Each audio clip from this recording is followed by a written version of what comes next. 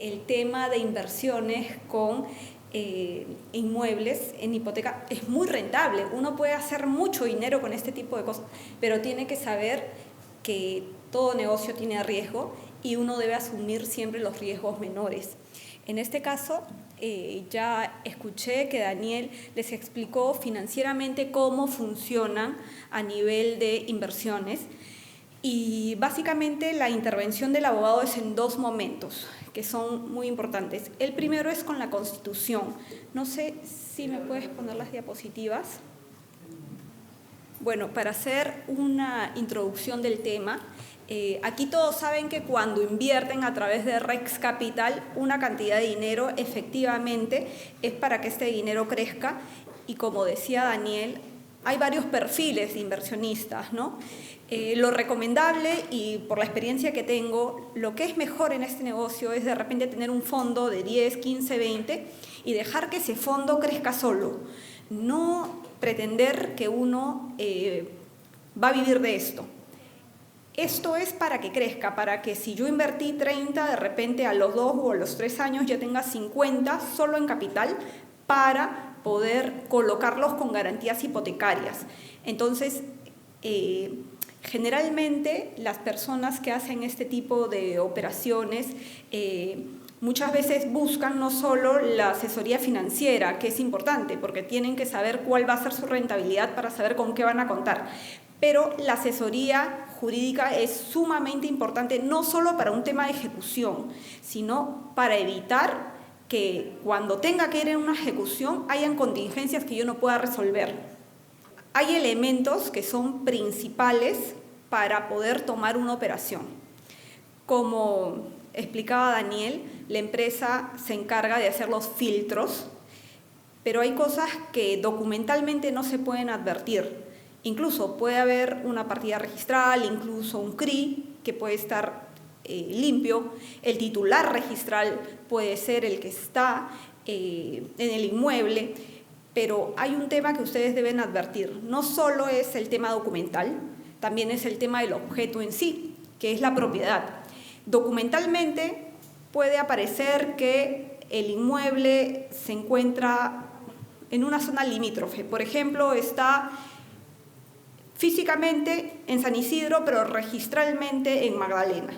Ustedes van al inmueble, el inmueble está perfecto, la suma del dinero que van a entregar corresponde, pero siempre es necesario para mí, que yo me dedico a ejecuciones, pensar que ese mutuo que voy a elaborar lo voy a terminar ejecutando. No siempre pasa eso, pero yo pienso que lo voy a ejecutar, entonces por eso veo los detalles. Entonces, sí. Ya, los mutuos con garantía hipotecaria. Como les decía, esto es muy, muy rentable si uno está bien asesorado y uno puede medir cuánto está en capacidad de invertir y cuánto es que a la larga puede rentabilizar para hacer un capital de negocio importante. Los elementos principales a evaluarse. Esto es en el momento previo de la constitución. ¿Qué es lo primero que evaluamos? Los documentos. El CRI, la copia literal, el HRPU de la municipalidad es sumamente importante. ¿Por qué? Porque esto tiene que estar correlacionado con la copia literal o el certificado registral inmobiliario. Muchas veces me traen una copia literal y me dicen el inmueble está en la manzana K, lote tal. Pero cuando me traen el HRPU ya tiene una numeración. Entonces, para ese momento está perfecto. Voy a entregar el dinero, voy a tener la inscripción, porque en el título ejecutivo yo lo voy a poner como está en la copia literal. Yo generalmente le digo al cliente, ¿sabes qué? Que te regularice la numeración. ¿Pero por qué? Porque si yo tengo que ir a ejecutar, yo necesito saber que voy a ejecutar en el lugar más preciso posible. Entonces, si ya tienes una numeración, colócala. Igual pasa con la jurisdicción. Hay inmuebles que están en zonas limítrofes o inmuebles, por ejemplo, como Santa Anita. Antes Santa Anita correspondía a los distritos de Ate y al distrito del Agustino. Y cuando son independizaciones antiguas, todavía figura que el inmueble está en el distrito de Ate. Pero cuando yo voy a ejecutar, no está en Ate, está en Santa Anita. ¿Qué problema? El juez, cuando yo tengo que hacer el lanzamiento en el peor de los casos, me va a decir, tienes que ejecutar de acuerdo al laudo y el laudo se va a ejecutar de acuerdo a tu título. Y tu título dice que es ENATE. Entonces, ahí hay que correlacionar muy bien los documentos. La copia literal, el HRPU municipal, certificado registral inmobiliario. ¿En qué casos yo sugiero el certificado registral inmobiliario? Cuando se trata de inmuebles muy antiguos que vienen de tomos. Cuando el inmueble viene de ficha, es más claro. Tiene un antecedente registral que puede venir de tomo, pero ya sé que nace de una ficha. Cuando viene de partida registral, no es tan complejo. Cuando viene de tomos es muy complejo. ¿Qué sucede? Tuve un caso de un inmueble en Pueblo Libre, muy antiguo, un súper inmueble. Pedían $600.000 y los valía, pero cuando revisamos en la copia literal se veía el número de la partida y se veía sucesiones que hay que tener mucho cuidado con las sucesiones intestadas, con las donaciones. Y cuando empezamos a excavar y ver, pero ¿por qué? Y se presentaban dos personas y efectivamente estaba el asiento de la sucesión de ellos, pero íbamos más atrás y eso había sido de los bisabuelos y había un tío que había heredado y al final pedimos el CRI y no eran los propietarios, eran copropietarios. Entonces, en ese tipo de casos hay que tener mucho cuidado y leer los tomos. Eso ya es un estudio de título más pormenorizado. Siempre que me consultan, Rex Capital es muy responsable con eso. Me dicen, mira, yo tengo esto que viene de tomo. Entonces, cuando viene de un tomo y el tomo trae sucesiones, incluso yo he visto muchos errores en los tomos y hay anotaciones marginales que en realidad pueden generar mucha confusión donde inmuebles se han acumulado. ¿Qué quiero decir con esto? Que el tema documental para determinar la inversión es sumamente importante. Algunos van a ser más complejos que otros, pero justamente la asesoría de la empresa es la que va a garantizar que yo tome la mejor decisión en base a lo que me conviene. DNI de los titulares. ¿Qué pasa con el DNI de los titulares? Me ha pasado que viene una persona, pide el crédito, no necesariamente la dirección de la persona es la misma dirección del inmueble que se está dando en garantía. No es así. ¿Qué es lo que pasa? Te dan una dirección, la dirección no existe. Cuando yo hago un contrato, la dirección que ellos declaren no necesariamente es la del DNI, puede que no sea la del DNI, me declaran otra dirección. Pero ¿qué es lo que sucede? Que cuando yo ejecuto, los efectos de la ejecución se van a tener que remitir desde la carta notarial al inmueble que ellos han declarado, que puede no ser el DNI, puede ser otro, pero lo que yo siempre les sugiero es verifiquen la dirección que les plantean. Hace poco tuve un caso de una dirección en un lugar, no existía, no se pudo notificar carta notarial, la demanda igual iba a rebotar en cuanto a la notificación porque se iba a devolver. Entonces, en el DNI ustedes verifican cuál es la dirección, si es la misma dirección del inmueble que ustedes están visitando no hay ningún problema porque ya lo están viendo, pero si es una dirección diferente, sí sería bueno que corroboren que esta persona que les está dando la dirección sea ubicable. A veces dan una dirección y es un complejo habitacional y no dan el número del departamento.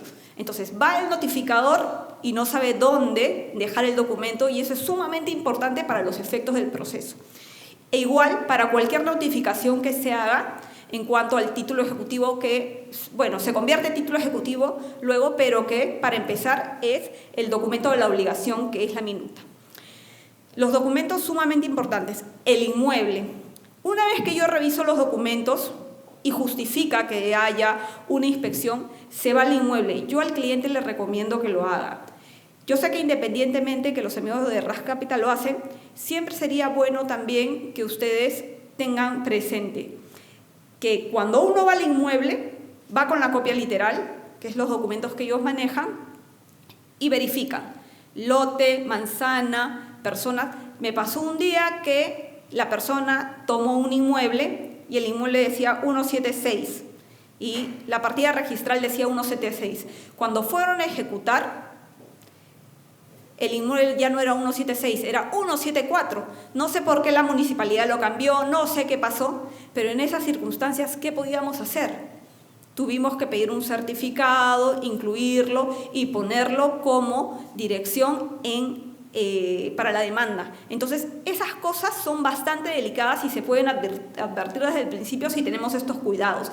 Cuando uno va al inmueble tiene que verificar copia literal, el propietario es usted, me presta su DNI, certificado registral inmobiliario, como les digo, para inmuebles. Acá se copió igual. Bueno, el inmueble es el objeto en el que yo voy a verificar. La partida me dice que este inmueble tiene 200 metros cuadrados. No voy a saber a ojo de buen cubero si es así, pero si me dice, porque el registro puede tener muchas discrepancias, si me dice 200 metros, como me ha pasado alguna vez, el HR dice 200 metros. La partida registral decía 200 metros, venía de tomos, pero hubo una desacumulación que esa partida ya no tenía 200 metros, esa partida tenía 57 metros, pero el registro había arrastrado el error y cuando uno iba aparecía 200 metros. Esas cosas se pueden evidenciar cuando uno va al inmueble, porque está viendo, hay una diferencia sustancial de 257, sí, entonces ahí lo puedo advertir. El deudor. Es verdad que a nosotros lo que nos interesa es que la garantía sea buena para respaldar el mutuo, el crédito. Acordémonos que la garantía solo va a operar frente a un incumplimiento. Es decir, no hay desposesión. Lo que la ley me permite cuando tomo un inmueble en hipoteca es la persecución y el remate judicial en caso del incumplimiento. Pero igual siempre es importante ver el perfil deudor. Sé que en este negocio como que las personas que son emprendedoras a veces no tienen un perfil crediticio, ya que voy con eso. Si por ejemplo, va a sonar muy duro, pero es la realidad. Si yo voy a un lugar y veo que quien me pide el dinero es una persona muy anciana, con la esposa muy anciana, o de repente es una persona con una enfermedad, no sé, cáncer, lo que fuese, lo mejor ahí es no hacer el préstamo. ¿Por qué? Porque pueden haber inconvenientes que van a generar un incumplimiento y que yo voy a tener que ejecutar. Y en esos casos podríamos evitar salvaguardar el dinero y invertirlo en otra cosa. Entonces, a veces el perfil del solicitante es importante. Si es muy mayor, a veces los hijos son los que influyen los papás para que den la garantía. En ese caso siempre es importante incorporarlos como fiadores solidarios. Entonces, hay que tener presente esto de acuerdo a la experiencia que Rex Capital lo tiene, que yo he visto ya que muchos mutuos en donde participan personas mayores, también participan los hijos, que eso es lo ideal, ¿no? Porque en cualquier momento pueden caer en enfermedades o lo que fuese. La finalidad del dinero entregado. Este negocio es para emprendedores, es para gente que necesita tener un capital de trabajo, invertir y poder producir. Este dinero no es para que una persona vaya a hacer un MBA en Europa ni nada. Entonces, la finalidad del dinero, si bien a nosotros lo prestamos y no podemos cautelar en qué puede gastárselo en un viaje a Europa si quiere, pero sí es importante preguntar. Generalmente este fondo es para gente que invierte, no es para gente que lo utiliza para otros fines, ¿no? La constitución de la garantía hipotecaria. Las nociones principales y lo que yo siempre le digo a los clientes. Algunos dicen, voy a recibir un inmueble en hipoteca y quiero que me lo entreguen. No, la hipoteca es una garantía real de crédito. Lo que hace es que el inmueble afectado con esto tenga, o sea, la garantía frente al incumplimiento. Y solo será exigible cuando el mutuo no se cumpla. Es decir, la garantía opera frente al incumplimiento nada más. La garantía no determina la desposesión del inmueble y otorga al acreedor estos derechos que les indico. Persecución, ¿por qué? Porque si yo tengo una garantía de primer rango y hay luego garantías de segundo, de tercero, mi derecho de persecución va a permitir que así hayan 20 hipotecas más, yo tenga el derecho principal a cobrar, que es la preferencia y la venta del bien hipotecado en el caso del incumplimiento, cuando ya inicie un proceso.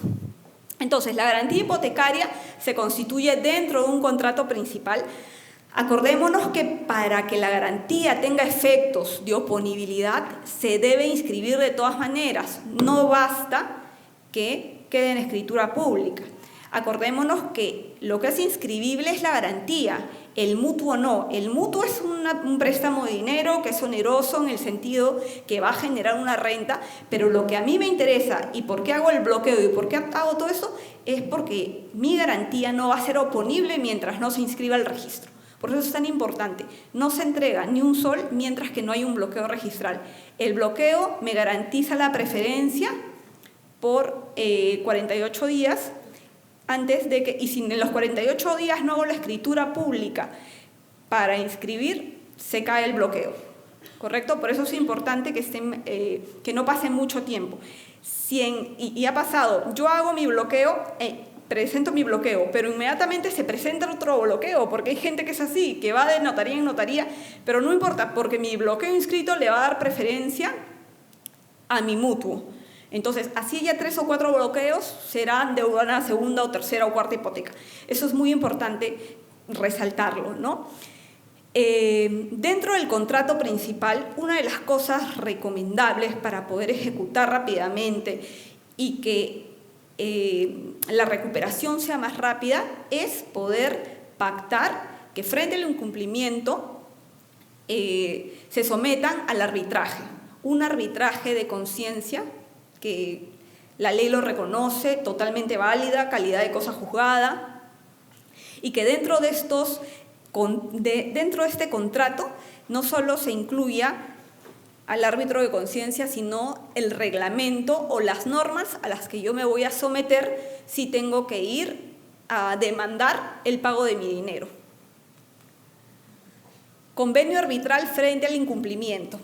Esto es súper importante y es súper bueno. Yo tengo procesos de ejecución judicial del 2013 que recién están haciendo la liquidación de pago de intereses. Es sumamente complicado, los jueces demoran demasiado. Entonces, esto me parece la maravilla. Desde que se incorpora el convenio arbitral frente al incumplimiento, pasa 6 o 8 meses para que yo tenga un laudo firme ejecutable. Es muy frecuente que el proceso, por la celeridad que tiene, sea muy disuasivo. Hemos tenido muchos casos. De 10 casos, solo 2 llegan a una ejecución. Pocos. Generalmente hacemos reuniones de negociación. Incluso una vez presentada la demanda, las partes ya tienen el temor de que se les ejecute, nos buscan, nosotros hacemos un acuerdo dentro del proceso con forma de laudo. ¿Esto en qué nos beneficia? Que si no se cumple, ya eso tomó forma de laudo, se ejecuta en sus términos y va a ser más difícil que la parte pueda pedir una anulación del laudo. ¿Por qué? Porque el laudo es un tipo de sentencia que emite el árbitro, pero cuando yo hago un acuerdo y le doy forma de laudo, eso es voluntad de las partes, entonces ya no pueden pedir la anulación. Esa es una de las ventajas por las que yo siempre promuevo que hay un acuerdo. Demandamos, generalmente, invitamos a la otra parte, a veces hay receptividad, perfecto, nos sentamos, firmamos un acuerdo, firma legalizada. A mí lo que me importa es que mi cliente tenga su dinero en movimiento y que el dinero crezca. Y hemos tenido muchos casos de éxito. De 10 procesos, 2 van a remate, en el peor de los casos. En el mejor de los casos se resuelve antes o se hace una reprogramación y el cliente sigue cobrando. Entonces, ¿qué es el convenio arbitral? Bueno, el convenio arbitral está autorizado y está reconocido en la Constitución, en el artículo 131, y está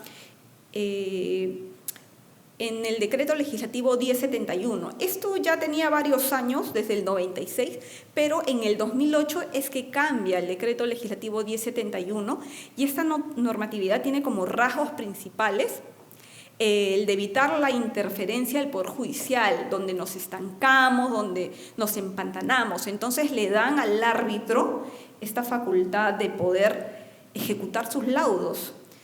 Dentro del convenio arbitral, yo tengo que someterme al arbitraje, especificar si es un arbitraje de conciencia, de derecho, de árbitro único, de tribunal, y muy importante, darle facultades de ejecución.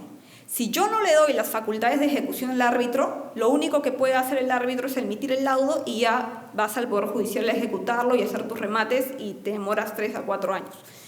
Pero es muy importante que en el contrato se especifique que el árbitro tiene facultades de ejecución. ¿Y por qué? Porque a partir del 2008, la 1071 ha aperturado esta posibilidad, antes no podía. Entonces, sin desconocer la importancia del Poder Judicial, el árbitro tiene mayor capacidad de acelerar el proceso porque es como un juez privado, toma decisiones y las partes se someten a ellas y tienen que cumple con la legalidad que ordena el Estado, la Constitución, y para ello no se puede excusar la parte en decir, no, yo quiero someterme al Poder Judicial. Si ya te sometiste al foro arbitral, todo se hace a través de arbitraje. Por eso la cláusula arbitral, el convenio arbitral, es muy importante determinarlo y definir bien sus alcances dentro del contrato, frente a un incumplimiento contractual. En consecuencia, el interés de las partes o el interés del acreedor es poder recuperar su capital en el menor tiempo posible, porque ese capital tiene que ser produciendo, siempre.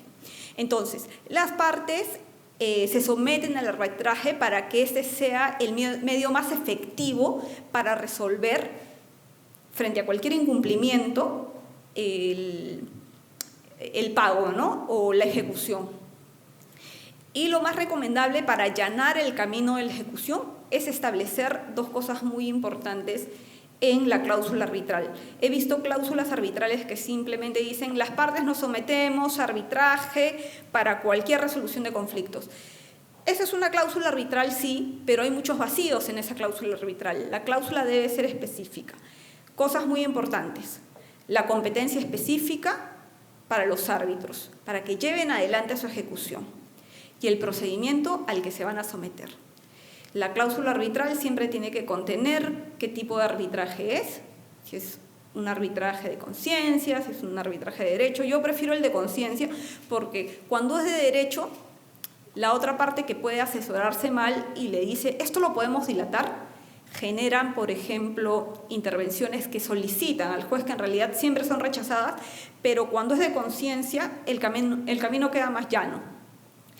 Y se tiene que especificar que se someten a las reglas del centro de arbitraje que ustedes prefieran. En mi caso siempre acudo al CAFI porque litigo hace más de 10 años ahí, me parece que está más estructurado y conocen bien el procedimiento y la importancia de las notificaciones. Entonces, competencia específica para ejecución, procedimiento al que yo me someto y el tipo de arbitraje.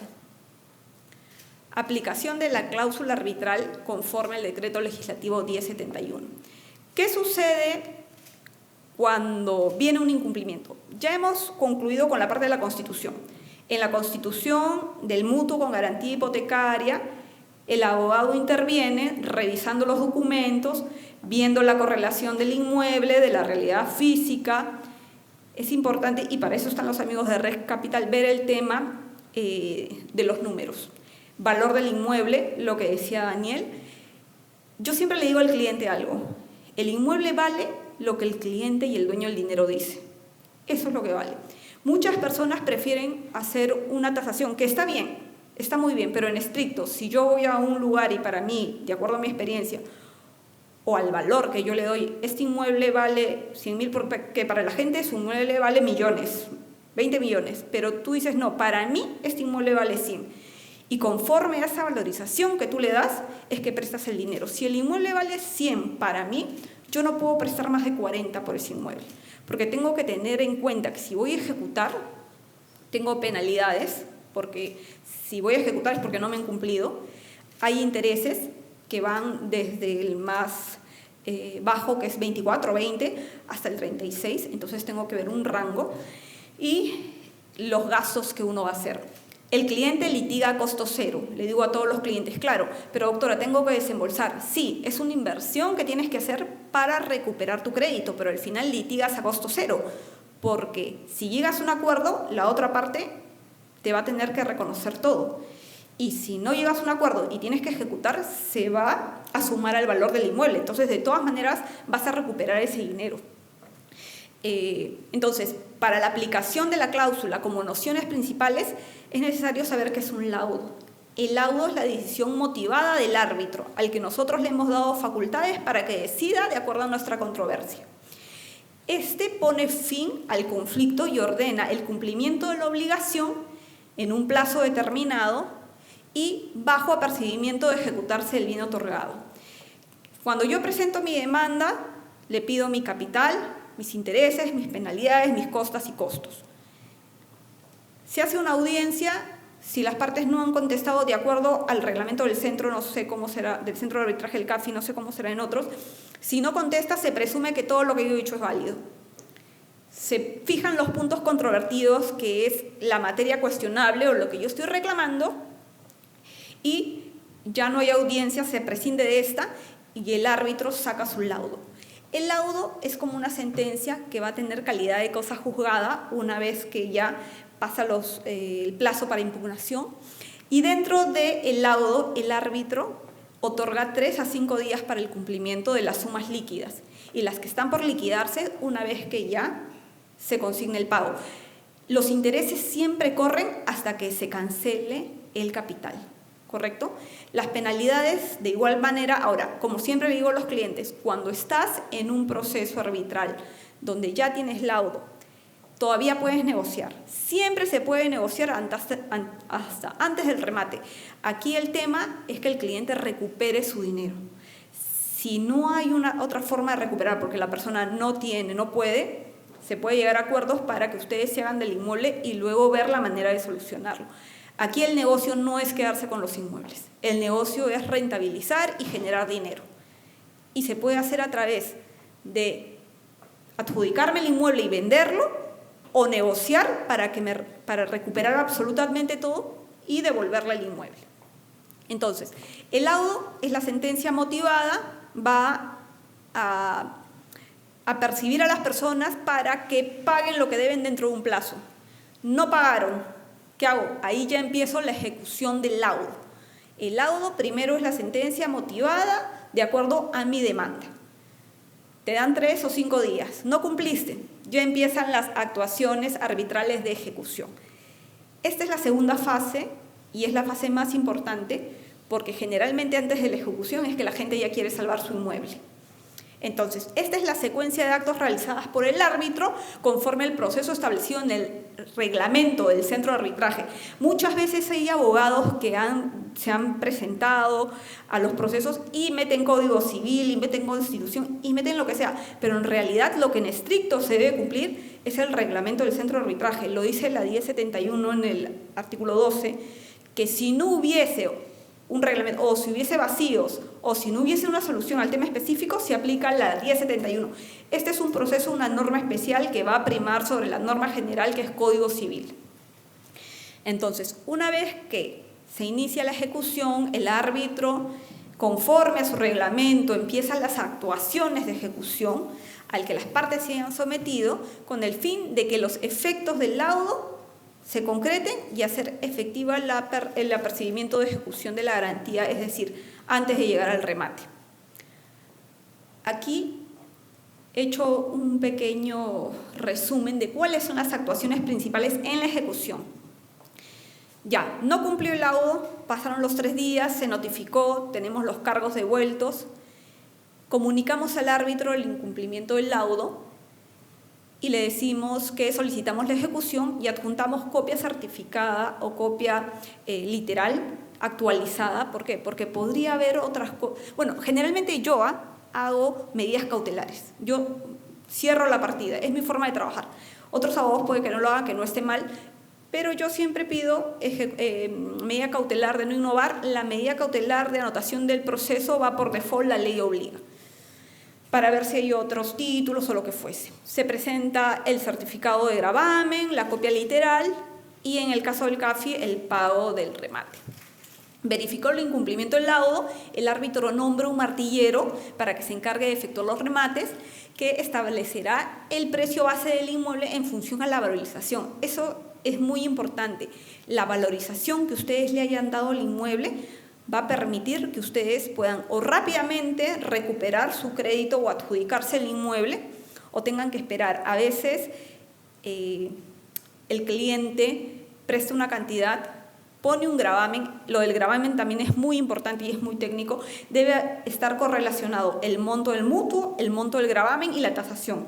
Los tres tienen que estar equiparados porque en una ejecución esos tres montos van a ser los que van a primar. Es decir, si yo tengo un inmueble de 100, valoricé, no tengo el inmueble para yo valorizarlo en 100, el inmueble tendría que valer 150. Tengo un inmueble que lo valoricé en 100, yo presté 40. Lo ideal es poner el valor de gravamen hasta 100, para que si yo tengo que ir a una ejecución, tenga techo, para que esté tas con tas. Entonces ya es una operación que lo ve la parte financiera, pero en el momento de la ejecución sí tiene importancia. Entonces, una vez que se nombra el martillero, saca su oficio con el valor de tasación que ustedes pusieron, 2/3 menos, y sale el primer remate.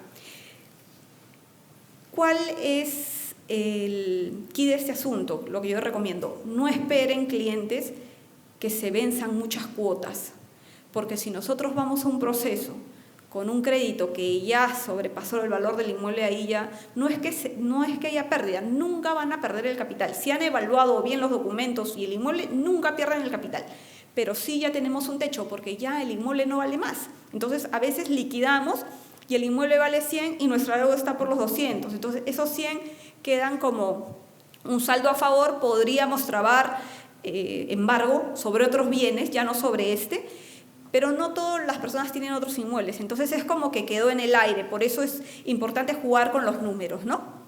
El precio base de la primera convocatoria es los 2/3 de la valorización pactada, la segunda, o sea, el inmueble va a quedar en 35% menos, más o menos. Entonces ahí ustedes van a tener que jugar con los números, y lo que se recomienda es no esperar mucho para ejecutar. Si ya tienen 2 o 3 cuotas vencidas, ejecuten, porque en la ejecución la persona paga, sí paga, de 10, 8 o 7 pagan, pero esperan que los ejecuten, lamentablemente. Aquí el pensamiento es que hagan algo, que ejecuten. Lo que no saben es que eso va a incrementar en costos para ellos y al final ellos lo pagan, ¿no?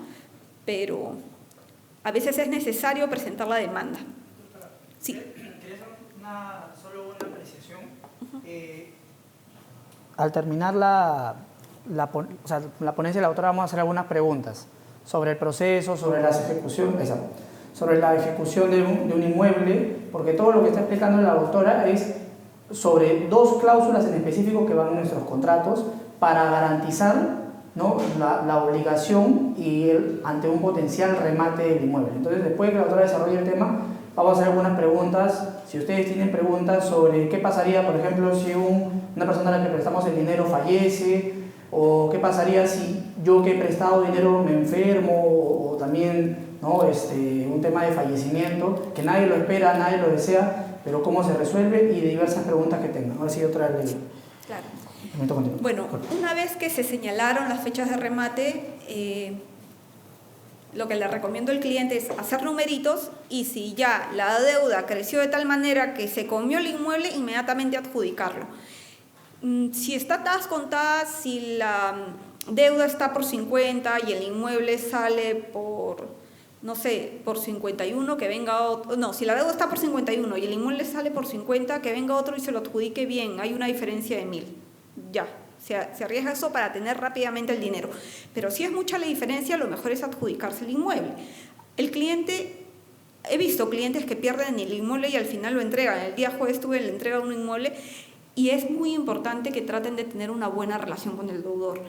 Salvo excepciones, ¿no?, que sea malcriado, que sea grosero, ya no se puede hablar con él, pero en la medida de las posibilidades tratar de tener una buena relación, porque si eventualmente voy a ir a un remate, al final voy a querer que él me entregue el inmueble, y lo mejor es que me lo entregue voluntariamente. Por eso es que se trata de mantener en todo el proceso cordialidad con el cliente. En cualquiera de los remates, el postor puede solicitar la adjudicación. Como le digo, la adjudicación le recomiendo cuando ya el valor de la deuda sobrepasó el valor del inmueble, para que no tengan que desembolsar nada de dinero. Porque si ustedes tienen una creencia total de 50 y el inmueble vale 60, van a tener que desembolsar 10, y eso no es la idea. La idea es que el inmueble ya se pague con la deuda que tenemos. Si es el primero, segundo, tercer remate, no hay problemas. Ojo, Si vamos a un segundo remate porque de repente queremos esperar a ver si alguien se presenta, tienen derecho a hacer la puja hasta su crédito. Si su crédito es 57 y el inmueble está por 50 y se presenta alguien y quiere pagar 50, ustedes pueden hacer la puja hasta 57. Y es un tema técnico que se ve en la ejecución propia, en el remate propio. Pero lo que tratamos es no perder. Nunca podemos negociar capital, nunca podemos negociar intereses. Bueno, va a depender del cliente. Penalidades es moneda de negociación. Las penalidades hacen que la deuda crezca tanto que rápidamente pierdan el inmueble. Entonces, si nuestra prioridad es tomar o recuperar rápidamente el dinero, las penalidades son moneda de negociación. Con eso podemos jugar para que el cliente pague más rápido. Entonces, cancelado el íntegro del valor del inmueble, el martillero informa al árbitro el resultado, expedirá un acta y con esta acta una resolución de adjudicación ordenando la traslación de dominio de inmueble y la orden de desocupación del obligado y cualquier tercero que ocupe el inmueble. Estas dos órdenes van a tener que materializarse por otro proceso. El árbitro no tiene facultades de coerción y el árbitro no es funcionario público. Para la traslación de dominio del inmueble, yo tengo que materializar esto a través de un procedimiento que se llama la protocolización del laudo, que es un procedimiento notarial donde los actuados principales del proceso arbitral se van a elevar a escritura pública en un acta y se va a enviar al registro. El registrador no puede ver cosas de fondo, no puede decir si está de acuerdo o no con la adjudicación, solo puede ver cosas de forma. A veces hay algunos detalles de fechas, pero no es complejo. Cuando el proceso se ha llevado bien y limpio, no hay problemas con la adjudicación. El tema es cuando ha habido terceros, cuando han habido nulidades, ahí sí recomiendo tener más cuidado con la protocolización. Si no, en realidad no es cosa de otro mundo. Venció el plazo sin efectuarse la entrega del inmueble, paralelamente a mi oficio de protocolización, que lo tengo que hacer de todas maneras, y lo que recomiendo, apenas tenga el derecho inscrito su nombre, vaya a la municipalidad, cambie el nombre del anterior propietario, porque si quieren vender o disponer del inmueble necesitan tener esos documentos regularizados. La protocolización se hace a través del oficio y por acta notarial. ¿Qué pasa si me dicen entrega el inmueble, no me entregan el inmueble? Lo que recomiendo es llamen a negociar. Por eso es importante tener buena relación. Hay 3 alternativas. Primero, usted puede recuperar el inmueble, yo se lo puedo vender, puede ir a una entidad financiera o lo que sea, tomar un crédito hipotecario y yo se lo vendo, hago mis cuentas, recupero mi dinero, recupero su casa. Número 2, usted no tiene dinero, no tiene perfil crediticio, ya es cuestión del cliente. Yo lo recomiendo es: te voy a entregar una suma para que te vayas. ¿Por qué? Porque de todas maneras el cliente va a invertir en hacer un lanzamiento. Un lanzamiento no es barato. Necesito personal, cargadores, cerrajeros. Es tedioso, hay que ir a la policía, hay que coordinar con el juzgado, todo es un gasto. Entonces, hacemos numeritos y le decimos: mira, ¿sabes qué? Yo te voy a ofrecer tanto dinero, no quiero sacarte de las orejas y te voy a poner un camioncito y todos felices. Y algunas personas dicen: sí, dame un mes, perfecto. Tienes el inmueble, lo vendes. Y la tercera opción, si ya no quieren ninguna de las dos primeras, bueno, te voy a sacar de las orejas. Me va a demorar de repente porque tú puedes hacer nulidades, pero tarde o temprano te voy a sacar del inmueble. Entonces eso ya, en mi opinión, sería la última ratio. Pero tenemos estas dos anteriores. ¿Qué sucede cuando no le interesa, no quiere, no me quiere entregar el inmueble, no me recibe dinero ni nada?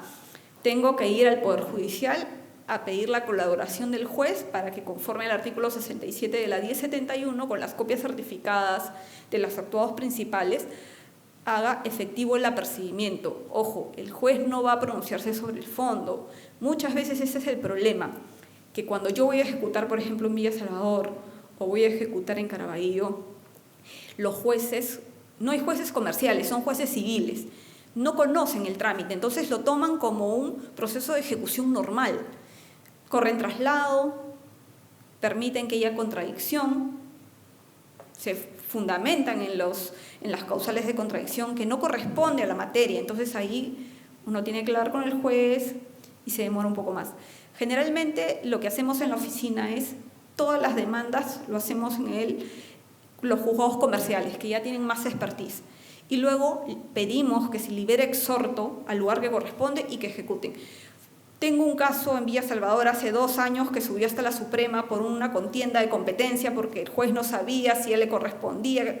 El tema es que después de 2 años bajó y le dijeron: tú, juez de Villa Salvador, eres el que tiene que ejecutar.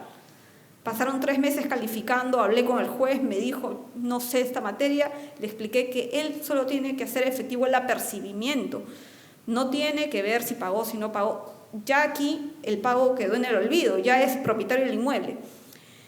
Y efectivamente se les hace un problema en la cabeza, entonces prefiero ir a los comerciales donde manejan más. Yo una vez que llego a los comerciales que manejan mejor el tema, admiten la demanda y es muy importante que el árbitro, dentro de la ejecución de las actuaciones arbitrales, ordene que el demandado, terceros y cualquier ocupante se vaya. ¿Por qué? Porque si bien es cierto, el 975 del Código Procesal indica que el lanzamiento se hace efectivo contra cualquier ocupante. No tiene sentido que yo vaya a lanzar a los demandados si los demandados no están ahí o alquilaron el inmueble. Entonces, es muy importante incorporar a los terceros, a los ocupantes, tanto en el tema arbitral como en el tema judicial. Cuando ya tengo la demanda de auxilio ante el juez simplemente tiene que dar trámite a esto. Es lo que les decía de la protocolización. Acá termina el tema arbitral, ¿ok? Sacan la orden de desocupación, pido las copias certificadas de acuerdo a el artículo 67 del decreto legislativo 1071 y armo mi demanda. Paralelamente hago mi protocolización. En la protocolización tiene que salir a mi nombre. Ya soy legitimado registralmente para hacerlo. No tengo ninguna respuesta positiva en la negociación. Hice la protocolización, como les dije, es las actuaciones arbitrales que el notario va a elevar a escritura para darle legalidad, para que el registro lo inscriba, para generar certeza. No es cosa de otro mundo, salvo que el proceso arbitral haya sido un poco complejo y tenga que irse hasta el tribunal registral para su inscripción. Intervención judicial para la ejecución de laudos. En el peor de los casos, obviamente, se trata de hacer rápido porque se tiene que recuperar el dinero. Si estancamos mucho tiempo el dinero, ya estamos en pérdida. ¿Qué es lo que presentamos? De acuerdo al decreto legislativo, establece claramente que el árbitro tendrá la facultad de ejecución en la medida que las partes o el reglamento así lo establezca. Sin embargo, ellos, al considerar que no tienen coerción, piden el auxilio de la fuerza pública, dejan de tener competencia y esta es asumida por el Poder Judicial en atención a los artículos 67 y 68. La ejecución del laudo y actuaciones arbitrales se seguirá en el Poder Judicial, pero rigiéndose por los procedimientos que corresponden al decreto legislativo 1071. A veces colegas míos presentan este tipo de cosas, pero todo es código procesal civil y no es así. El procedimiento está en la 1071 y conforme a eso son los recursos que se van a presentar. Muchas veces hemos debido apelar o hemos tenido que apelar a las salas para que nos den la razón en el caso de que en este procedimiento no cabe una contradicción, porque solo hay una contradicción cuando hay observaciones sobre el título, si el título es nulo, si es ineficaz, si es insuficiente. Aquí estamos hablando de prueba plena, que es un laudo. Entonces, una vez que se recibe, nosotros demandamos ante los juzgados comerciales vía auxilio la ejecución del laudo y actuaciones. Ejecución del laudo y actuaciones. En algún momento solo pedí del laudo, me dijeron: no, tu laudo ya está ejecutado. Por eso hay que ser muy, muy cuidadosos con lo que ponemos. Las actuaciones arbitrales son producto de la ejecución de las facultades que yo le he dado al árbitro. En virtud de eso, pedimos y anexamos los actuados principales para que se haga efectivo el apercibimiento del lanzamiento.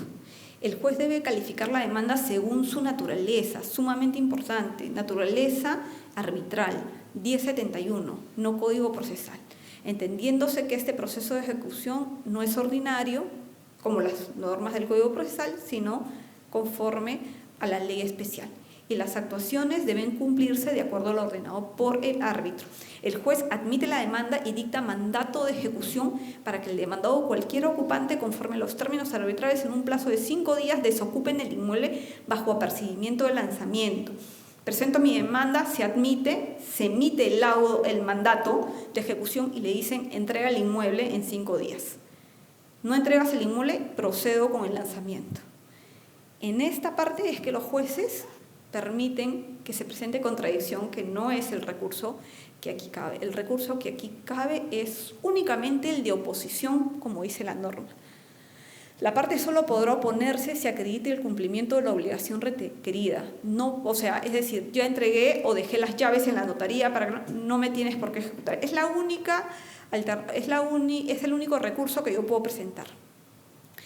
El juez correrá traslado al demandado por el plazo de 5 días para que vencido el plazo dentro de los 5 días siguientes, le digo, no cumplió con entregarme el inmueble, hace efectivo el lanzamiento. La resolución que declara fundada la oposición, si por ejemplo dicen, no, las llaves están en la notaría tal y me opongo. Si se declara fundada esa oposición, solamente en ese caso cabe la apelación, lo único que es apelable. Generalmente todas las personas que están siendo ejecutadas, nulidad, apelan.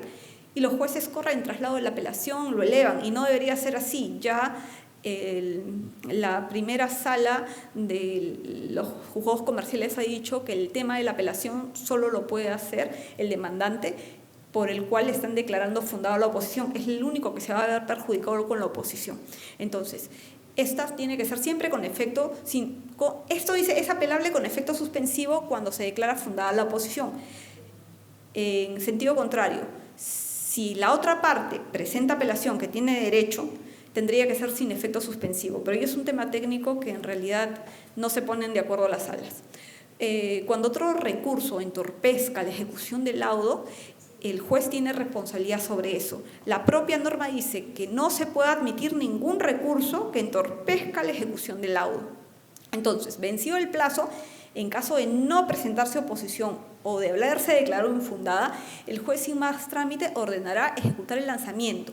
Una vez que sale el auto de lanzamiento, se tiene que oficiar a la comisaría del lugar para que preste el apoyo de seguridad al secretario y se tiene que programar la diligencia para actuaciones fuera del local del juzgado, y ahí es donde tenemos que contratar al personal que hace el lanzamiento, ponernos de acuerdo. Es todo un tema logístico, no lo hace el abogado, en realidad el cliente ya tiene que contratar porque es una empresa que lo debe hacer con total responsabilidad, porque si pasa algo nos pueden hasta denunciar, por eso tiene que ser muy pulcro esa diligencia. En la diligencia, el encargado judicial elabora un acta de entrega del inmueble. Como le decíamos a los clientes, te sacamos de las orejas y ahí, por la fuerza pública, se les saca todas las cosas a la calle, se hace un acta y se entrega el inmueble al demandante, que tiene que ser firmado por él con la conformidad de la recepción del inmueble. Finalizando la colaboración, se manda esto al juzgado, se cierra el proceso y lo importante en la práctica, tomas el inmueble, cambias todas las chapas y no lo descuidas porque en 48 horas la otra persona puede tratar de meterse y ahí tú tienes que sacar por un proceso. Entonces, cuando ya tomas el inmueble, tienes que asegurarte que hay alguien cuidando el inmueble. Esa es la parte más práctica. Con esto termina todos los puntos importantes que tienen que tener presentes cuando inviertan en este tipo de cosas y en el peor de los casos tengan que irse a una ejecución. Casuística, un montón. Si tienen alguna duda, encantada de poder absolverlo, sea en la Constitución o en la ejecución. Listo. Muchas gracias, doctora. Gracias por la participación y un aplauso para la doctora.